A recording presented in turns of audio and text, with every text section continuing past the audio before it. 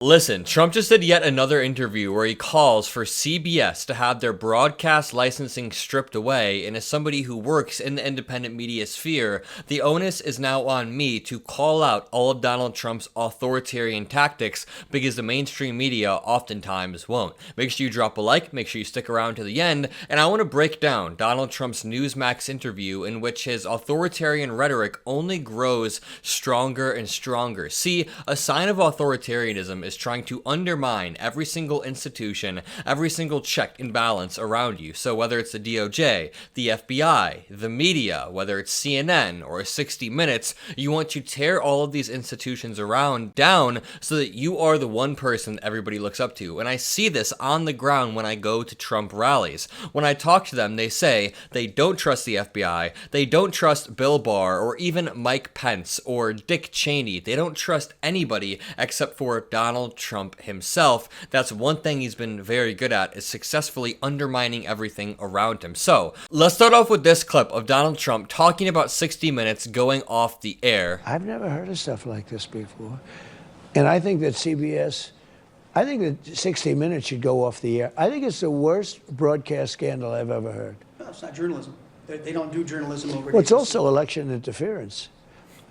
It also is license threatening. You know, they have a license that's not cable. Here they have a license from the federal government. And they pay nothing. They pay peanuts. They pay nothing. They should take that license away from CBS. They should absolutely. They violated the whole covenant of the license. That is a slurring old Donald Trump saying that CBS should have their broadcast licensing stripped away by the federal government. Now, if Donald Trump gets back in office, he will enact something that he did during his first term called the Schedule F executive order that says that Trump can hire and fire civil servants not based on merit, but based on loyalty. Now, what happens when the Heritage Foundation fills our institutions with this academy that they're already executing called the Project 2025 Training Academy, something to that effect, and then he is able to strip the broadcast licensing away from different media apparatuses, and to him, it's justified. To the people and the loyalists beneath him, it's justified. There's nobody to check him anymore. Patriot Takes on Twitter rightfully points out, shutting down the press, classic dictator move. Donald Trump has tried to do this at every single turn. I want to show you this clip really quickly of Kamala Harris calling out Donald Trump for his refusal to release his medical records, and this definitely triggered the hell out of Trump. Just take a listen. So today I released my medical records, as has, I believe, every candidate for president of the United States except Donald Trump in this election cycle. And it's just a further example of his lack of transparency, that on top of his unwillingness to debate again, his unwillingness to do an interview with 60 Minutes, which again is part of the norm of what anyone running for president of the United States does. And I think that it's obvious that his team, at least, does not want the American people to see everything about who he is. And you put that on top of even the most recent reports of General Milley, one of the people who worked the closest with Donald Trump, referring to him as being unstable. And it is clear to me that he and his team do not want the American people to really see what it is that he is doing and whether or not he actually is fit to do the job of being president of the United States. Very well said. Kamala Harris is an amazing leader, and she brought up something that's really important there. General Mark Milley called Donald Trump straight up a fascist recently, and the Trump campaign responded. Trump was already incredibly triggered. First of all, I want to point out it's so nice seeing Kamala Harris have her health records put out, calling for Donald Trump to do the same, and calling him out on his refusal to do the 60 Minutes interview or another debate. That is part of the reason why he's attacking the media, because these interviews would show how old he is. So, Trump campaign responds to Mark Milley reportedly calling him a fascist. Donald Trump's campaign spokesperson, Stephen Chung, every time I say this guy's name, he's covering up the the craziest controversies, blasted retired U.S. Army General Mark Milley after it was reported that he described the former president as, quote, fascist to the core. Now, Mark Milley is also the man who described Donald Trump as a wannabe dictator. He said, we don't take an oath to a wannabe dictator. We don't take an oath to anything else other than the Constitution. And Mark Milley strikes me as someone who is a lifelong Republican. I mean, I'm just guessing, but he gives me the same vibes as a John McCain or a Dick Cheney, most likely a lifelong Republican that still has the ability to put country over party. Chung told Newsweek via email on Saturday morning, quote, woke train wreck Mark Milley. Mark Milley is the farthest thing from woke. He is a patriot to the core who served his country for decades and decades. I'm not even going to read the rest. Let's go back to these clips of Donald Trump. Here's another one of Donald Trump talking about North Carolina and accusing Democrats of holding back aid. Before I play this clip, let me just stress everything he says here is a lie, and it's absolutely disgusting that he has conned certain parts of the country. He has used his position as somebody who people trust to trick them into not seeking aid that could have helped them. He is actively hurting American citizens. Despite bragging, the regime bragged how FEMA was diverting, in 2022, diverting a whole bunch of funds to illegal aliens through the FEMA emergency fund. We've got the White House on record. Not true. Not true. Everything, you know. And, well, yeah, they've denied it. Yeah. And then they've said, you going out there claiming that this is actually going on, that money has been used from the FEMA emergency relief fund, that it's you are spreading the disinformation, It is disinformation. Sorry to pause his lies. Actually, I'm not sorry at all. But FEMA has two budgets within Congress, one for immigration and one for natural disasters. These two don't crisscross, and if we want more aid allocated towards natural disasters, then Congress has to approve it. What's your reaction to their trying to cover that up? Biden's incompetent. And the only advantage is that I believe he hates her more than he hates me, and he hates me a lot, all right? But Biden's a grossly incompetent person. I believe she's worse. And it took him a couple of days to think of that one. But here's what's really bad. They got hit with a very bad hurricane, especially North Carolina and parts of Georgia. But North Carolina really got hit. I'll tell you what, those people should never vote for a Democrat, because they held back aid.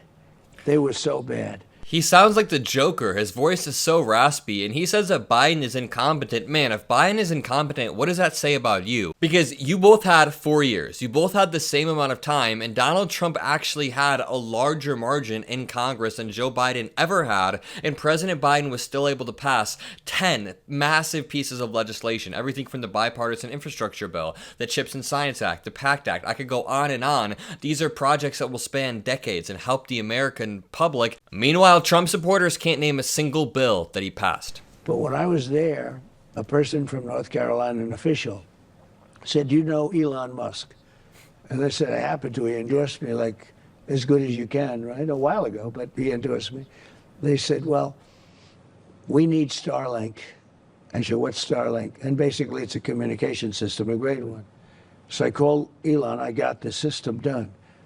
And when they were bringing it, they were stopped. Did you hear that? They were stopped. They couldn't. He didn't even know what Starlink was 1 week ago. He was calling it Link. He was calling it the Link thing. He was calling it Starlinks. He has no clue what he's talking about. Right. They desperately need, because all there was, they had no communication to any place. You know, they were actually cut off by water. It's like they were cut off. And they desperately, and you know, they stopped them from, it took them 2 days to get it in. He was going to have it there immediately. So something is strange going on.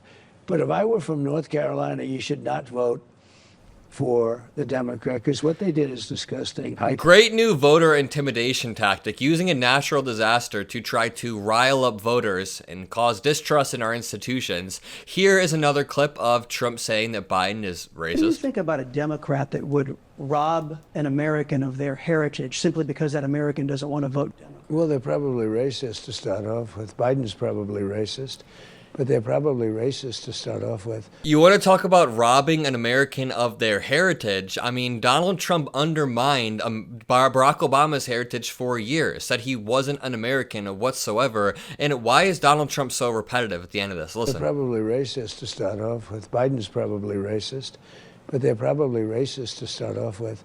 He just said the same thing like 4 times in a row. Why not switch it up a little bit? Again, I want to highlight how insane it is that we have a former president calling for the broadcast licensing to be stripped away from a major news network. Let me play part of this clip one more time. I've never heard of stuff like this before.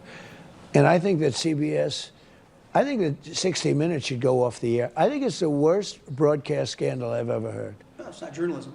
They don't do journalism over. Well, it's also election interference. Okay, so of course the interviewer is basically on his knees in this clip praying for Donald Trump, and Donald Trump says that CBS is committing election interference. It is really blowing my mind that Republicans cannot see how Elon Musk is directly trying to influence the 2024 election. Could you imagine if George Soros had bought Facebook, leveraged Facebook to promote Kamala Harris, paid people $47 to register in Pennsylvania, and then he also had a program to put chips in people's brains? Nobody would ever let it go, but conspiracy theorists are conveniently quiet when Elon Musk actually wants to put chips in people's brains. Can I show you this clip of J.D. Vance in Johnstown, Pennsylvania today talking about the peaceful transfer of power? And for taking time to take questions from the press.